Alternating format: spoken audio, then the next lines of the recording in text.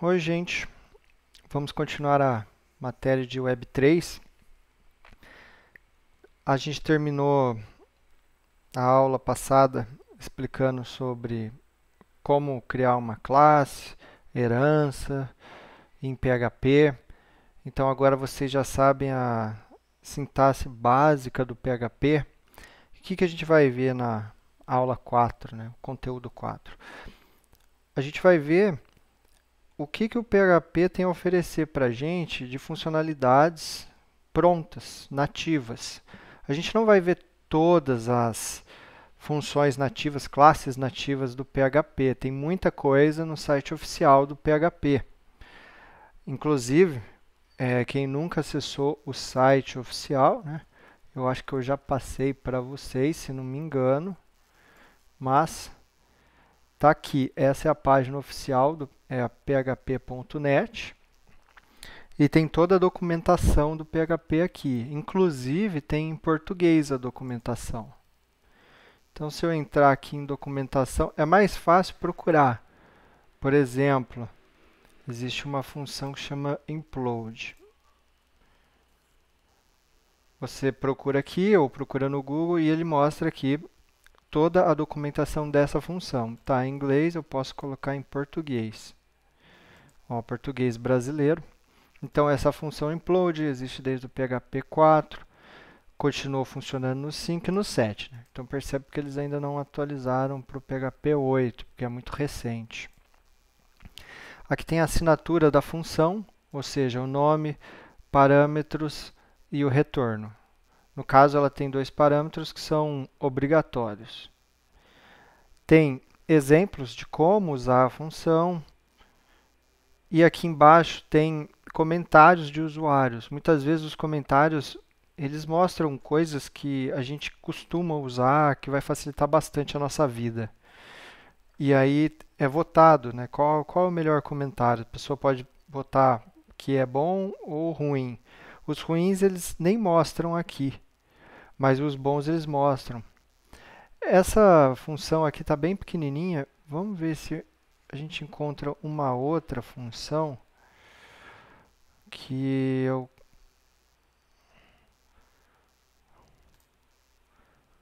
quero mostrar para vocês quando tem parâmetros opcionais. Vamos ver. Aqui.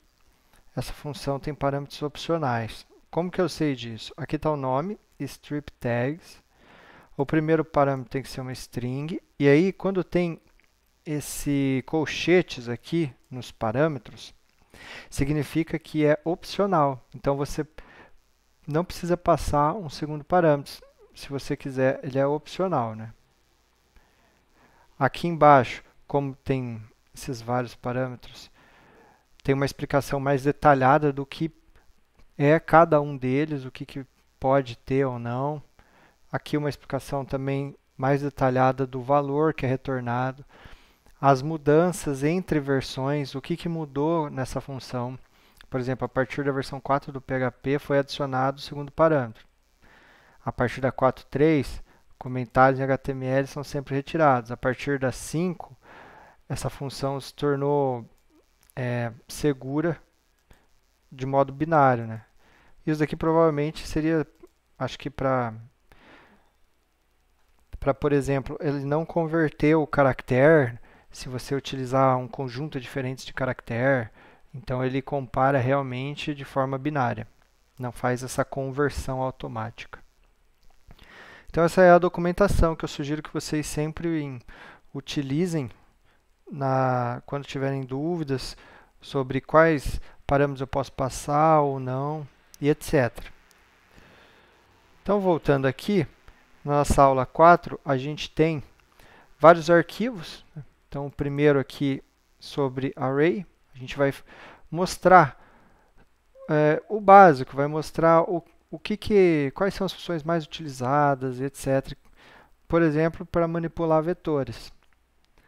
Na primeira linha eu estou incluindo aqui esse arquivo geral PHP, que está na mesma pasta, e ele só serve para incluir essa função imprimir título. Para que ela serve? Vamos rodar que vocês vão ver.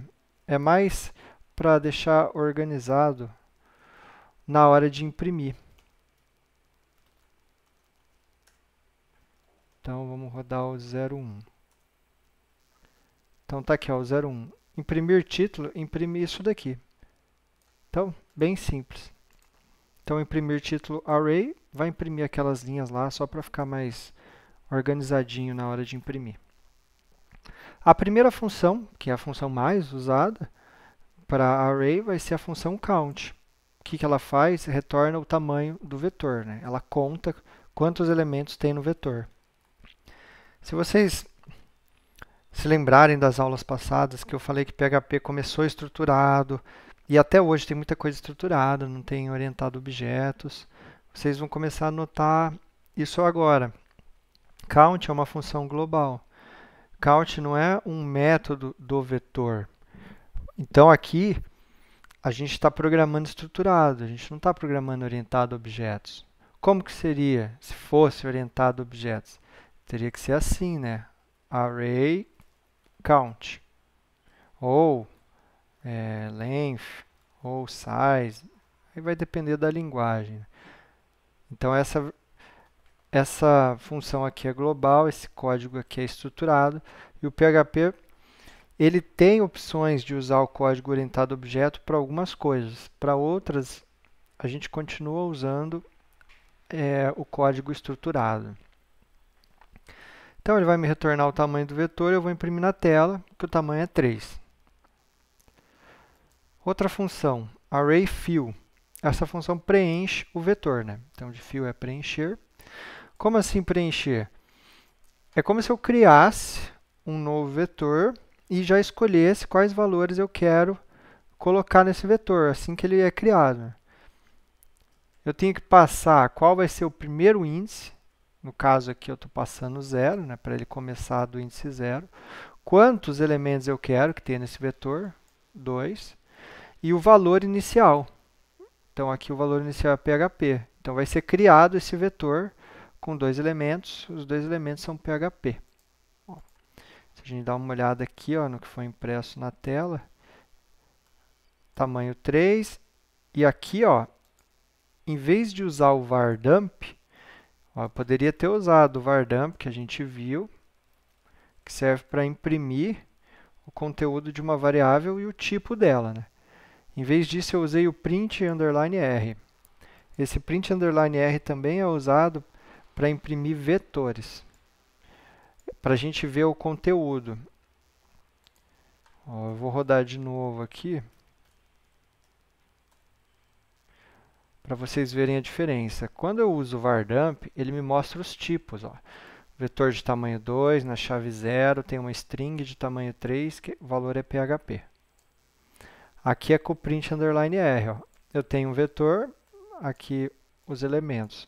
Ele não falou que é do tipo string, etc. Não falou qual é o tamanho do vetor. Muitas vezes a gente não vai precisar de todas essas informações do vardump. Então, fica melhor usar o printr, porque fica mais fácil. Ó. Quando eu bato o olho aqui, é mais fácil de visualizar o conteúdo do que bater o olho aqui. Aqui fica um pouco poluído. Então, dependendo do que você quer, é melhor usar o printr.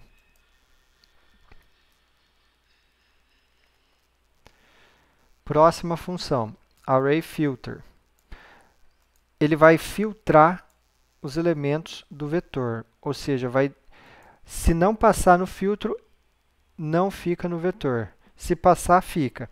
Na verdade, ele copia, né, o vetor. Ele não vai editar, não vai alterar o vetor que você passar. Ele vai criar um novo vetor. E aí vai passar elemento por elemento desse daqui, vendo se deve ou não colocar nesse novo vetor esse elemento. Então, ele vai filtrar. Como que ele vai filtrar? Como que ele sabe, por exemplo, ó, será que o 1, o 2, o 3 vai ficar ou vai sair? Você que vai definir se vai ficar ou vai sair, passando uma função por parâmetro. E essa função que faz esse trabalho. Então, aqui ó, eu passo o vetor e uma função anônima aqui. Né? Essa função anônima recebe como parâmetro o valor, o elemento, né? que é 1, 2, 3, 4, 5, 6, e ela tem que retornar um booleano, true ou false. Por quê? Porque se retornar true, quer dizer que você quer que mantenha esse elemento. Se retornar false, ele vai ser removido, né? Na verdade, ele não vai ser copiado para o novo vetor. Aí o novo vetor é retornado e você tem que salvar numa variável o novo vetor. Então, por exemplo, aqui tem um vetor que tem 1, 2, 3, 4, 5, 6. Eu vou filtrar ele com uma função que faz o seguinte. Retorna se o valor é maior que 4. Né? Então, valor maior que 4, qual que é maior que 4? O 5 e o 6. Vai ser verdadeiro. Então, só vai sobrar o 5 e o 6. Então, se eu rodar aqui, ó, só sobrou o 5 e o 6. E percebe que essa função mantém as chaves. Ó. Se não me engano, deve ter algum parâmetro opcional que é zerar chaves. Então, começa do 0, 1. Mas, se eu não falo nada, ele mantém as chaves. Então, essas eram as chaves antigas, o 4 e o 5. Aqui tem um outro exemplo de usando também uma função, mas dessa vez eu guardei a função nessa variável e chamei o ArrayFilter passando aqui essa variável que é uma função. Dá na mesma que o de cima, né? Supondo que não teria o de cima, né? Vai dar na mesma o resultado, né? Porque o valor é maior que 4. Então, é uma segunda forma, né? Em vez de eu já declarar aqui a função anônima, eu crio ela aqui antes, uma outra função qualquer e passo por parâmetro.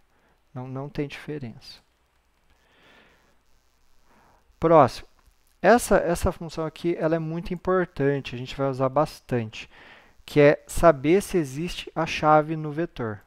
Será que existe aquela chave? Por exemplo, aqui nesse vetor, coloquei nome, Grace Hopper, então foi a pessoa que fez o primeiro compilador, né, da história da computação, né, essa mulher.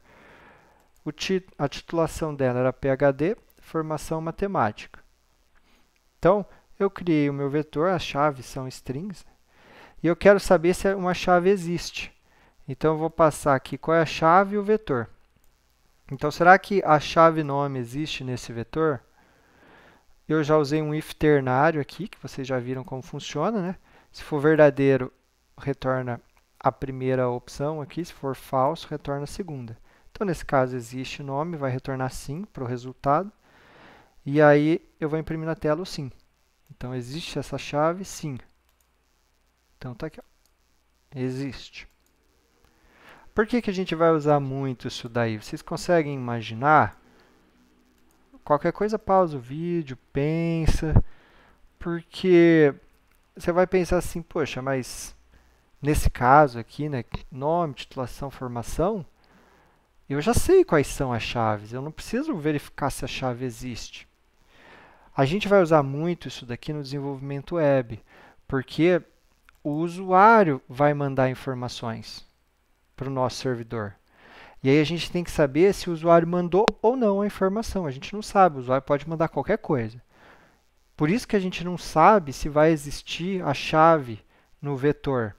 Porque quando o usuário envia informações por um formulário HTML, essas informações chegam no PHP como um vetor. E é um vetor parecido com esse daqui. Então, aí eu tenho que saber se o usuário mandou ou não. Por isso que a gente vai usar bastante. Outra função, ArrayKeys, ela retorna as chaves do meu vetor. Né? E como que ela retorna? Como um novo vetor, em que os elementos são as chaves desse outro aqui. Né? Pode parecer meio confuso, mas é bem simples. Ele só pega as chaves. Por exemplo, aqui tinha nome, titulação e informação. Então, essas são as chaves. Então, se eu olhar aqui, ó, ele me retornou só as chaves. Ó, nome, titulação e informação. Ele criou um novo vetor ó, e foi adicionando as chaves. Última funçãozinha, ArrayMap. Serve esse ArrayMap, né, mapear o array. O que ele faz? Ele pega um vetor e transforma em outro vetor. Eu passo para ele a lógica dessa transformação, que ele vai aplicar em cada elemento, para transformar num novo elemento, criar um novo vetor e retornar. Por exemplo, nesse ArrayMap, o que eu tenho que passar? Primeiro, eu passo a função anônima e depois eu passo o vetor. percebe que o pessoal que desenvolveu o PHP não tinha muito apreço à padronização, né, no começo. Porque isso daqui, no meu ponto de vista, é algo muito mal feito, né, muito relaxado. Ó. O array map começa com uma função e depois passa o array. Só que a gente viu que no array filter é o contrário. Primeiro é o array, depois é a função. Né? Então isso daí é desleixo. Mas tudo bem. Né? Eu vou passar aqui uma função parecido com o array filter, parecido com daquele mesmo modo que a gente viu. Ela vai receber um parâmetro que vai ser um elemento. Então, para cada elemento, essa função vai ser rodada e vai transformar esse elemento em outro. Então, por exemplo, vai ser passado o 1 aqui. Nesse caso, eu só retorno o valor vezes 10. Então, o 1 vai virar 10, o 2, 20 e o 3, 30. Então, isso vai ser um novo vetor que vai ser retornado aqui. E aí eu imprimo na tela. Então, está aqui, ó, o array map 10, 20, 30. Essas são as funções importantes de vetores. Na verdade, na documentação tem muito mais, né? Por exemplo, se eu procurar aqui o array map que a gente... Ou se eu só procurar array, deixa eu ver se ele já me mostra fácil aqui. Deixa eu tentar ir nesse primeiro, vamos ver se ele mostra fácil. Ó, ele mostra fácil aqui, ó. Todas as funções do PHP que manipulam array. Ó. Ele achou porque existe essa função array. Como eu falei, ela é muito antiga, não é mais usada. Então, tem bastante coisa para ordenar, para embaralhar o vetor, somar o vetor, etc. Então, tem aqui todas as funções quando você precisar de alguma coisa. O que eu aconselho vocês, só para treinarem a sintaxe, que eu costumo passar em sala um exercício, que de vez em quando até quebra a cabeça dos alunos, porque o exercício envolve função anônima. Primeiro, vamos fazer um exercício, eu vou passar um exercício sem função anônima, um exercício bem simples. Está vendo essa função arrayFill, que ela cria um vetor com base nesses parâmetros? Tente você implementar essa função arrayFill em PHP. Depois você chama a sua função e vê se ela está funcionando. Então aqui no vídeo, vocês pausem o vídeo aí e tentem vocês escreverem. É muito simples essa função e é mais para treinar a sintaxe mesmo, que vocês viram nas aulas anteriores. A lógica vocês já dominam. Né? Agora é mais quais são as palavras reservadas do PHP. Né? Eu vou resolver aqui rapidinho. Né? Então, eu vou criar a função chamada meu arrayFill, que deve ter passado um índice, a quantidade e o valor. Legal. Agora, eu vou implementar. Essa função, ela cria um novo vetor. Né? Então, eu posso chamar de vetor, né? Aqui, ó, criar ele, e vou retornar esse vetor. Vamos fazer passo a passo das partes mais simples e incrementando. Criei um vetor e retornei o vetor. Ela já está fazendo alguma coisa nessa função. Ainda não está preenchendo, né? Mas pelo menos já está retornando o vetor. Agora eu preciso preencher. Preencher com o quê? Com esse valor. Quantas vezes? Essa quantidade de vezes. Então vamos lá. Tem várias formas de fazer isso, com o for, com o while. Vamos fazer a forma mais, acho que simples de vocês entenderem. Vamos começar com i valendo 0, i menor que quantidade, i mais mais. Esse lá de repetição vai rodar quantas vezes? A quantidade estiver nessa variável aqui. O que eu tenho que fazer? Eu vou colocar esse valor no vetor, colocar no final do vetor. Ainda não terminou o exercício, mas estamos quase lá. Então, eu tenho um vetor vazio, e agora vamos supor que se a quantidade for 2, né, igual estava aqui em cima, e o valor for PHP, Então, eu vou ter dois elementos com valor PHP no meu vetor. Legal, né? Eu vou copiar isso aqui, aqui, e só vou mudar isso aqui para o meu ArrayFill. Pronto, para saber se ele está funcionando. Vamos rodar. Por enquanto, não terminou, viu, gente? Mas vamos lá, ó. Esse daqui é a função que já existe e essa é a minha. Estamos quase lá, estamos quase lá. Quem bate o olho aqui acha que já acabou, ó, deu certo. Mas ainda não. Por quê? Porque tem esse parâmetro aqui, a gente nem usou, né? Esse parâmetro que é o índice inicial. Aqui a gente está começando com o índice 0. E não é esse índice que vai ser sempre usado, não é o índice 0. Se eu mudar aqui para começar no 10, então agora meu índice é 10, vamos rodar de novo. Olha o que aconteceu. Começou no índice 10, mas aqui eu fiz não, porque eu nem usei essa variável. Vamos lá. Então agora eu vou usar o índice inicial. Então, eu posso colocar aqui, ó, índice. Mas, se eu deixar índice aqui, né, ele vai rodar várias vezes e vai sempre mudar o mesmo índice. Então, o que eu posso fazer? Índice mais i. Então, índice mais i, eu dar um espacinho ali. O i começa em 0, beleza. Depois vai em 1, 2, 3, etc.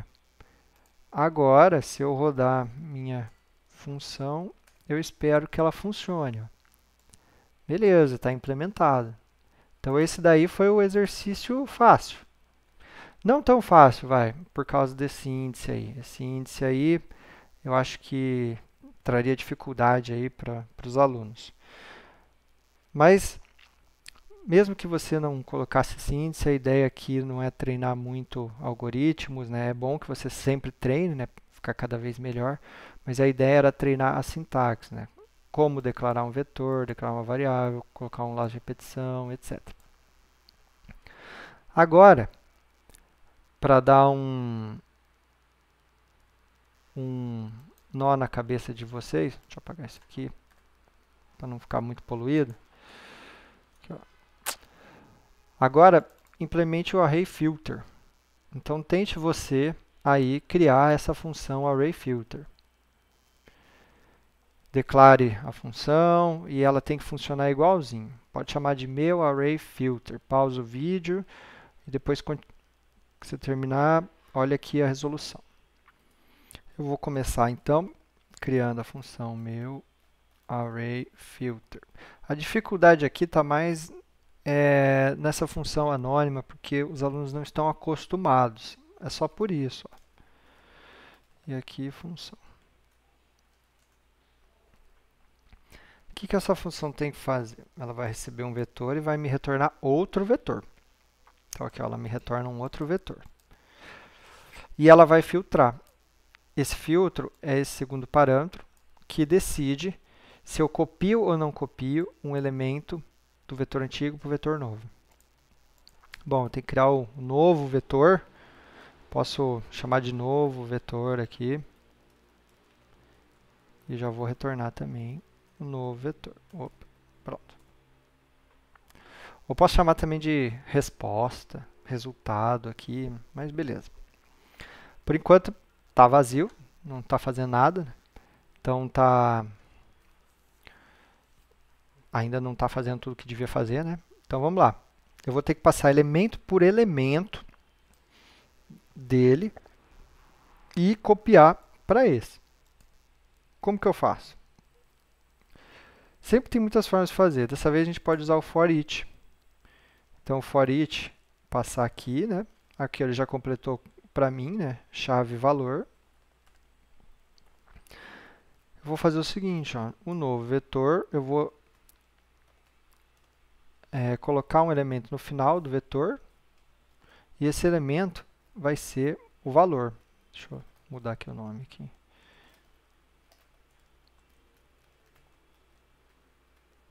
Estamos quase lá. Por enquanto, o que eu fiz? Eu só copiei, né? Vetor vazio, aí eu vou colocando no final do vetor os valores e no final eu vou ter um vetor idêntico ao que foi passado. Eu vou Opa, isso, beleza. Então, aqui vai estar idêntico ao copiado. Vai ter 1, 2, 3, 4, 5, 6. Ainda não é o que eu quero, mas vamos dar uma olhada como que está. Vai que deu um erro. Ó, era para estar o 5, 6, né? Mas tem todos. Por enquanto não deu nenhum erro. Vamos lá. Então, o que eu preciso fazer? Eu preciso usar essa função aqui, né? Como que eu chamo a função que é passada por parâmetro? Desse jeito, ó. Desse jeito, coloco ali os parênteses, eu chamo a função. E o que tem nessa função que vai ser passado por parâmetro? A lógica de se o elemento deve ficar ou não. Ela vai me retornar um booleano, true ou false. True, eu copio. False, eu não copio. Então, para cada elemento, eu vou ter que decidir se eu copio ou não. Então, eu posso colocar um if aqui. Se a função passando o valor me retornar verdadeiro, o que eu faço? Copio. Então, fica desse jeito aqui, ó. Então, estou chamando a função, passando o valor. Estou passando um por um. Vou passar o valor 1. Vai me retornar, nesse caso, falso. Por quê? Aqui eu nem chamei o meu array filter. Faltou copiar isso aqui. Calma aí. Aqui, ó. Meu array filter. Beleza. Tinha esquecido de chamar. Agora estou chamando meu array filter. Beleza. Agora, o que vai acontecer? Ó, eu vou comentar o que eu fiz aqui para mostrar que estava rodando do mesmo jeito. Então, eu comentei ali para mostrar que estava rodando do mesmo jeito, né? E agora eu descomento, porque agora eu estou chamando a função e ela vai filtrar, né? Se o valor for maior que 4, fica. Ou seja, se retornar verdadeiro, eu copio. Se não retornar verdadeiro, eu ignoro e vou para o próximo valor. Então, rodando aqui, estamos quase lá. 5, 6, 5, 6. Só que tem um detalhe aqui que vocês provavelmente esqueceram. Ele também copia as chaves. Ele não copia só os valores, ele copia as chaves. Ó. E eu não copiei, eu simplesmente fui incluindo no meu vetor no final, né? Não tem problema, porque vai fazendo de pouco em pouco, né? Agora, eu também vou copiar a chave. Então, chave. Então, agora eu vou colocar nessa posição aqui, na posição chave, o valor. Então, agora sim, eu terminei de implementar o meu array filter. Então, ficou desse jeito aqui, né? Então, eu acho que para os alunos esse exercício aqui já é difícil, porque eles não estão acostumados, mas aí é bom vocês treinarem, né? Bom, da aula de vetores é isso aí. Nas próximas aulas, então, a gente continua vendo funções nativas do PHP e treinando. Até mais!